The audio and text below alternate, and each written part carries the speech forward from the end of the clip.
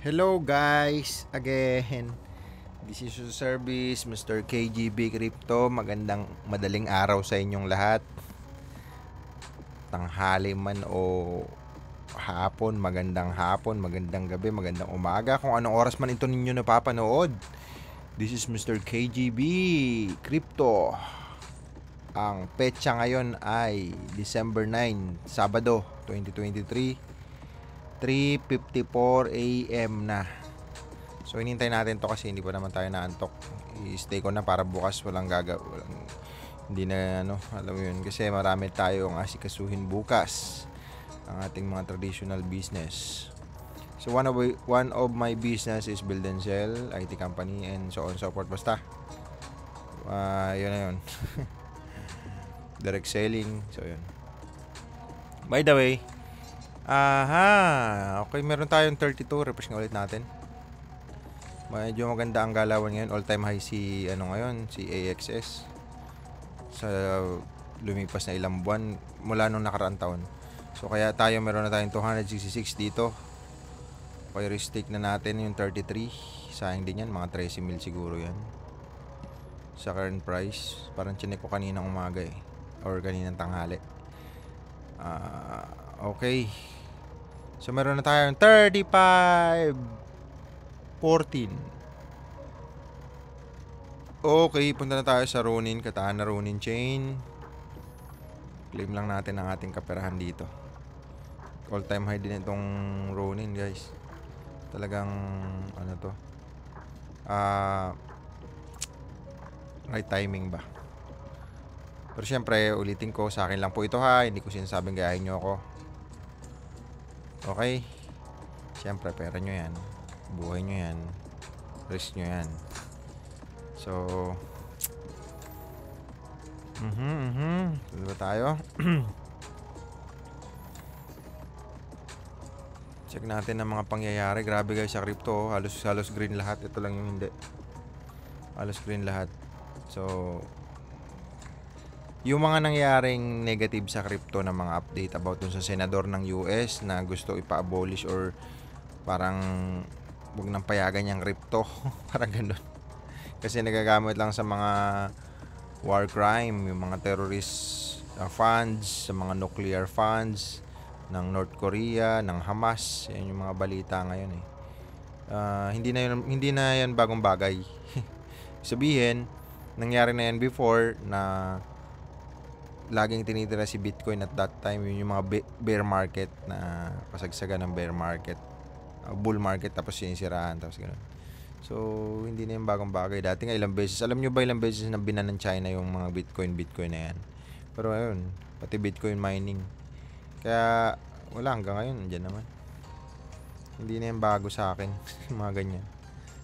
Sa tagal na sa crypto industry.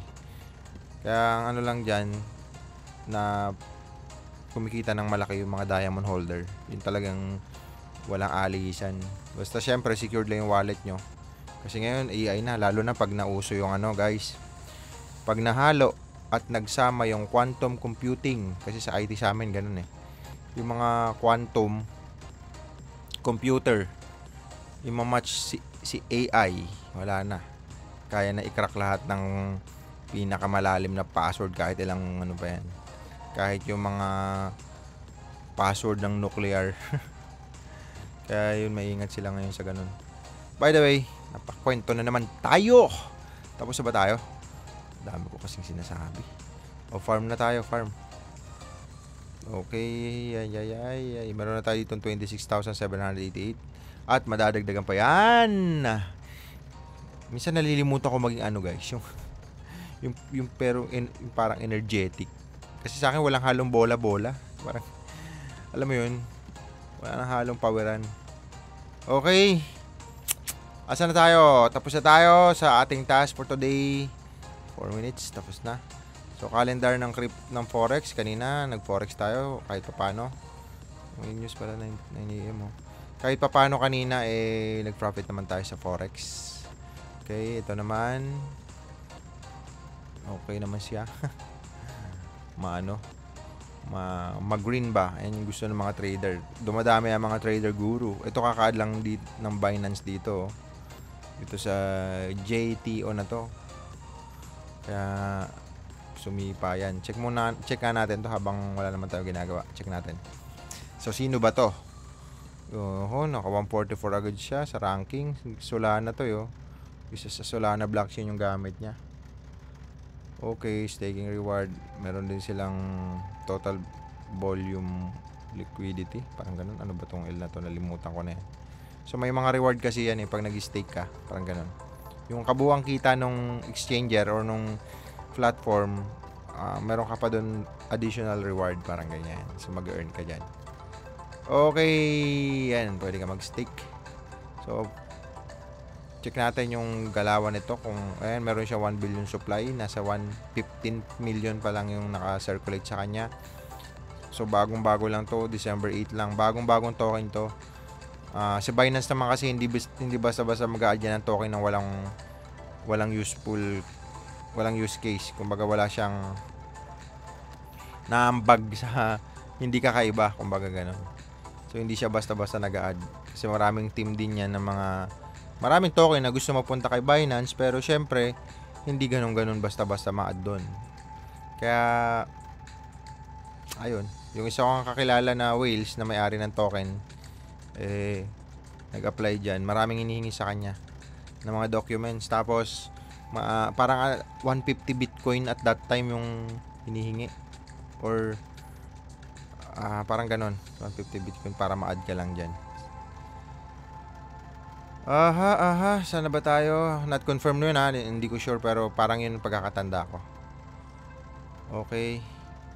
So dito na tayo sa ating isang portfolio. Ayan. 1.8 si Big Time bumaba, nasa 300 plus na to bumaba siya, pero umangat naman ito si CDFI, isa sa mga launchpad ng NFT games. Okay. Tapos ito kaya pwede rin naman dito, halimbawa hindi mo talaga to i-hold ng pangmatagalan. Pag doble na yan, i-take profit mo na. Tapos kunin mo na yung capital mo and then yung kita. Parang ito 117, doble na to mga to. Doble na. Ito magti-triple na. Ito doble mahigit, 2.5. Ito 1.17 ang doble. Ito, doble na lahat. Ito malapit na madoble. Pag ganun, pwede mo na i-TP. So ito yung mga portfolio natin sa mga NFT games. Pero kasi ako inahayaan ko lang to hanggang 2024. So ayan, bumili ako ng berry, panalo na ng 8 mil. Ayan, hindi naman lahat panalo kasi ito mga wala talagang nangyari. Pero ayun lang. So ayun guys, ang ating portfolio sa ating NFT games ngayong 2023. Okay, alright, yun lang naman ang update natin. Wala na tayong ibang info. Check natin yung Axie kung magkano yung pinaka floor price niya, kasi tumaas siya tumaas talaga siya guys. Check na nga natin yung mga Bitcoiners, kung ano nangyayari sa mga Bitcoiners, sa mga top token. Si Bitcoin umangat siya, ayan, 2.4 na siya. Sa peso pala ako guys medyo baka malito kayo kasi yung karamihan sa dollar sila nakatingin. So parang nasa 40 plus si Bitcoin, 40,000 plus. Solana, dami ko rin ito, pinilipat ko lang dati. Cardano, umangat si Cardano guys. Ito si Dogecoin o Dogecoin, yun ang pinaka-kauna-una akong token, nasa 71 million. Nabili ko lang yung 0.01. Grabe. 71 million worth of Dogecoin Baka mamaya isipin nyo pera, wala tayong ganun. So ayun na. Ano ba ang mga umangat ngayon guys? Check natin. Ito nanggula to si BitTorrent. Yung mga nagbi-BitTorrent yan dati. Yung mga file na libre lang, dina-download, pati mga movie, ilang araw tuloy-tuloy yun. Yung mga uTorrent, ito yan So uTorrent, BitTorrent, na kung saan maraming naka-attach na malware doon sa mada-download nyo. Hanggang ngayon Kaya mag-ingat kayo dun. Mamaya, ginagawa nyo pa yun. Pag kayo na-hack, ay, ubos ang pondo. Lalo na kung nag-crypto ka. Kasi once na na-download mo yung isang malware, automatic yan. Kaya nang i-check lahat ng file na meron ka. Kung meron ka mga Excel dyan, yung mga notes mo dyan, na nakalagay dyan yung mga password mo, yung mga Google Authenticator number mo, kung ano man, mga code, mga seed phrase mo, iyak ka. So, ang diskarte doon guys, ilagay nyo talaga sa pinaka safe. At saka syempre, yung ilalagay nyo sa mga notes nyo kung sakali, yung mga maintindihan nyo na mga hint ba, yung hindi nyo talaga doon ilalagay yung totoong ano. So, ganun lang ang diskarte doon. At least, very effective doon guys. Kahit, kunyari, marami kang account, tapos sa note mo lang linalagay. Ang diskarte doon, kailangan hint lang ang ilagay mo doon. Yung parang clue. Clue lang na ikaw lang ang nakakaalam nun. Hindi mo ilalagay doon yung buong password guys. Ingat kayo sa ganun. So, ibig sabihin, kahit mahack yung laptop mo, mahack yung hawak mong phone or kung ano man, kung nasa email mo man yung mga notes na yon, kasi kahit mawala yung laptop or cellphone mo, nasa email mo naman, alam mo pa rin, kumbaga. Yun yung mga kailangan nyo tandaan. So, syempre, yung password yung 16 pataas. Ano pa ba? Yun nga, 2FA Authenticator, YubiKey, maggamit kayo ng mga ganun. So, syempre, for the safe. Tapos, sa mga crypto holders, Trezor, syempre, yan ang mararecommend natin. Tsaka, SafeFile, yung mga ano yan, hard wallet. Okay, so alright. Wala na siguro ako masabi. Kasi, nandyan naman lahat sa video ko yan. Panoorin nyo na lang dyan. So, ito, si Bonk, parang Pepecoin o Shiba ng Solana. Grabe ang inangat nito, guys. Never akong bumili nito. Sayang lang din. Pero, ganun ang opportunity sa crypto, tingnan natin natin. Alam ko, all-time high to eh. All-time high niya ngayong araw or 7 hours ago, all-time high niya. So, imagine niyo na lang kung dito ka nakabili nung nandun ka lang sa inyo, isipin mo na sa 00, sabihin mo 10,000, ano na lang, 1,049, no? Ayan, October 2023. Wala pang isang taon yan. Ano pa lang ngayon, December, October, November, December. Wala pang 2 buwan nga to eh. Pang December 18, dito ka nakabili. So, 1,000 pa lang yan. 1,049, dito na lang, 1,022. I-divide mo yan dito sa 866,441. Tingnan natin 66,441 divided by 1,022. Ilan doble? 65 doble guys. Just imagine, wala pang 3 months. Wala pang 2 months pala. 65 na doble yung pera mo. Ganon kabuang sa crypto ang kitaan, ganon ka-volatile. So kung sabihin mo na lang na 100,000, yan. 10,000 mo na lang muna, 10,000 na lang pesos. Nakachempo ka niyan. Guys, 1. Yung 10,000 mo naging 650. Imaginein mo yun. Yung kung 1 million mo naging 65 million. Kung alam ko lang doon ko na lahat linagay asset ko, diba? So, syempre, hindi natin alam. Ang daming opportunity ngayon sa crypto kasi pa-bull run. Sabihin, dahil pa-bull run, napakarami ng opportunity. Kaya nasa sa'yo yun kung saan ka. Pero, syempre, do your own research pa rin. Aralin mo din bago ka sugod ng sugod. Kasi pera mo yan eh.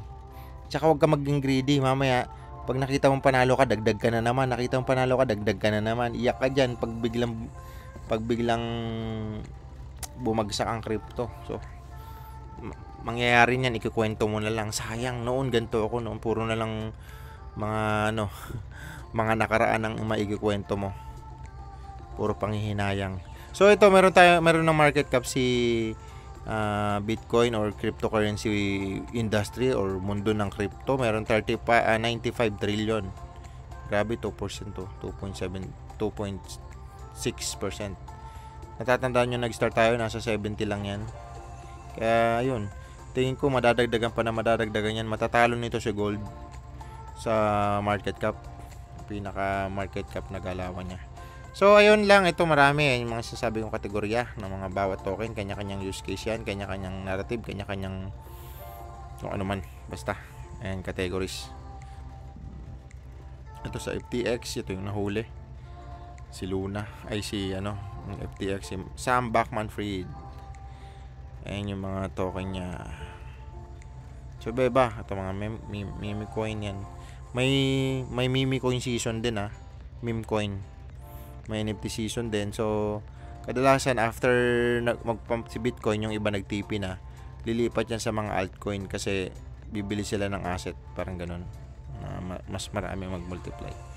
May mga Oracle din, Play to Earn. Check natin sa Play to Earn kung sino pinaka mataas. Saka sa Metaverse. Oy, si IMX. Si IMX pa rin. Pinakamataas na market cap. Tsaka si VMix. Ba? Tinalo si AXS. Tingnan mo, number 4 lang si AXS. So, number 5. Itong dalawang yan. Pero kung titignan mo, ito times 5, 7 days. Diba? Ito, okay din to si Mana. Stephen, Wax. Ito pinaka-favorite kong blockchain sa lahat ng nalaro kong games. Kasi, Farmers World, ito, wala kang babayaran na gas fee. Mag-i-stake ka, pakikita yun. Tapos, the more na malaki yung stake mo, the more na mas mabilis yung network mo. Parang ganun siya. Ang ganda ng concept nito. At saka marami rin games yan sa loob, guys. Si SLP pala, sa mga nag-aksi, medyo nag-pump siya. Kaya, ayun, blessing yun dun sa iba. Okay, si CD pa Sidus. Si Sidus. And ito na mga si YGG, Pinoy po may-ari nito. Shout out kay Sir Dison. Yan, idol natin yan. Isa sa mga guild ng Axie. At saka ngayon, ang dami ng mga games. Ito, nakaka-proud kasi Pinoy may-ari nito. Tingnan mo Pinoy yung may-ari, pero yung market cap niya 6.3 billion. Just imagine that. Pinoy yung may-ari nito. So, nakaka-proud. Siyempre, hindi naman tayo maiinggit or siyempre, maging proud tayo sa kapwa natin Pilipino. Huwag na tayo mag-iinggit, guys. Ibahin na natin yung pananaw natin sa buhay. So, pag may nakita tayo ng mga taong successful, lalo na pag Pilipino, talagang iangat natin sila. Siyempre, Pinoy yan Okay. Sana ba tayo? Okay na siguro yun. Wala na akong sasabihin. Check natin sa Metaverse pala. Metaverse. Sino ba sa Metaverse? Ito, okay. Internet computer Meron din tayo nito. Nasa 1 million ata yung ganito ko. Hindi. 200,000 pesos. Kabili ko lang nun Ito tayo dyan. Yan. So, ang dami. Iba-ibang kategorya. So, ayun lang. Aralin nyo lang. Ikot-ikutin nyo lang tong CoinGecko. Malalaman nyo yung mga kung ano man. So, ayun guys. Check natin. Update natin. Naka 1.8 na tayo. Ito sa ating